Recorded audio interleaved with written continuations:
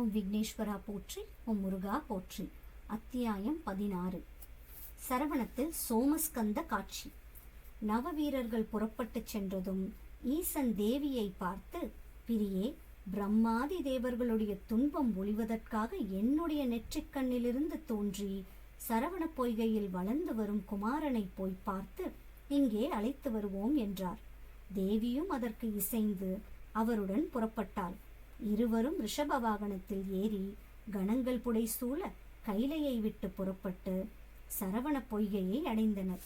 பொய்கை கரையை அடைந்ததும் ஈசன் தேவியை பார்த்து, பார்வதி, உன் மகனை இங்கு அழைத்து வா என்றார்.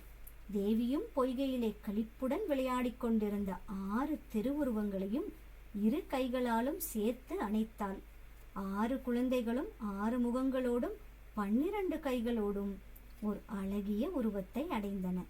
6 உருவங்களுக்கும் ஓர் உருவமாக ஆக்கப்பட்டதால் இறைவன் திருக்குமரனுக்கு கந்தன் என்ற திருநாமம் ஏற்பட்டது.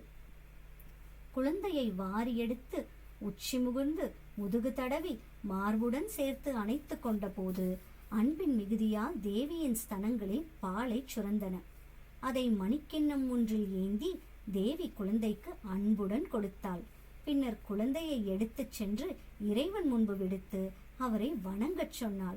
குழந்தையும் ஈசனை கைகூப்பி வணங்கியது. குழந்தையை வாரி எடுத்து மடியில் வைத்துக்கொண்ட ஈசன் தேவியை ஒரு கையால் வளைத்து தம்முடைய இடப்பாகத்தில் அமர்த்தி கொண்டார். அந்த கண்கொள்ளா காட்சியை கண்ட பிரம்மாதி தேவர்கள் இறைவனையும் இறைவியையும் தொழுது வணங்கியதோடு குமாரனையும் துதித்து போற்றினர். எங்கும் பூமாரி பொழிந்தது. ஈசன் கார்த்திகை பெண்களை அழைத்து, நம் குமரன் உங்களால் வளர்க்கப்பட்டதால் கார்த்திகேயன் என்ற பெயரை அடைவான். உங்கள் நாளாகிய கார்த்திகையில் இவனை வழிபடுவோர்க்கு அவர்கள் விரும்பும் வரங்களை தந்து அருள்வான் என்றார். தேவி குமரனை அன்புடன் இழுத்து மார்போடு அணைத்து கொண்ட போது அவருடைய ஸ்தனங்களிலிருந்து பால் ஆறு போல பெருக்கெடுத்தது. சரவண பொய்கையில் கலந்தது.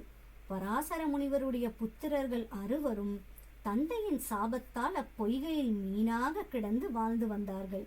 தேவியின் திருமுலைப்பால் சரவணத்தின் நீரில் கலந்தபோது அவர்கள் அப்பாலை பருகினார்கள்.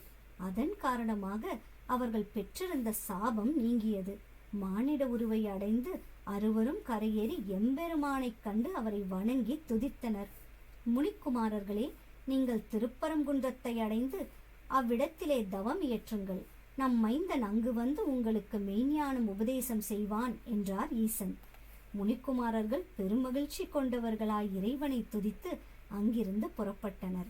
ஈசனும் பிரம்மாதி தேவர்களுக்கு விடை கொடுத்து அனுப்பிவிட்டு தேவியுடனும் குமாரனுடனும் கைலைக்கு திரும்பினார். நவ வீரர்களும் 1,00,000 வீரர்களோடும் குமாரனை தொடர்ந்து அங்கு வந்து அவரை பூஜித்து அவருக்கு ஏவல் புரிந்து வந்தனர். அத்தியாயம் முற்றும். நன்றி.